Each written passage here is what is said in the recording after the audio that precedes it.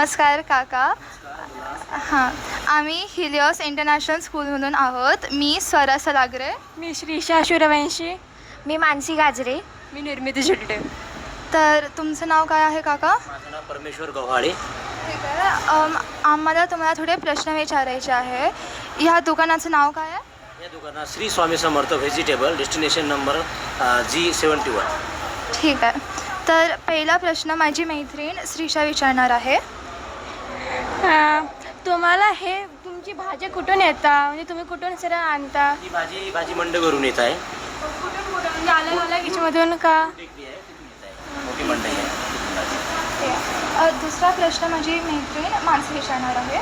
तुम्हाला 1 किलो भाजीचा किती भाव भेटतो असा? भाजीचा रेट दरवेळेस प्रत्येक वेळेस वेगवेगळा असतो.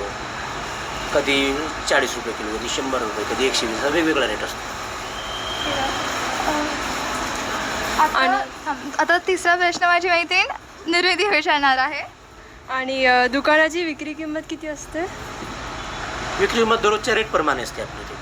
हां, डेली मायनस प्लस होत राहते. शेतावरील किंमत आणि दुकानातील किंमत मध्ये किती फरक असतो? डिफरन्स कमी 40%चा डिफरन्स असतो. 40%. ठीक आहे. या किंमतीचा फरक काय असतो एवढं? कारण शेतकरी माल देतो, तो व्यापारी देतो, व्यापारीनंतर तिसऱ्या व्यापारी देतो, तिसरा व्यापारी बाजारपेठ आणते, बाजारपेठेनंतर शॉपकीपरला मिळतो. त्याच्यामुळे डिफरन्स असतो. त्यामुळे इतका फरक असतो का? ठीक आहे. त्यानंतर लास्ट क्वेश्चन, तुमच्या मते शेतकऱ्याला त्याच्या उत्पन्नाची योग्य किंमत मिळते का? नाही, शेतकऱ्याला त्याच्या किंमत योग्य किंमत मिळत नाही. तुम्हाला असं का वाटतं?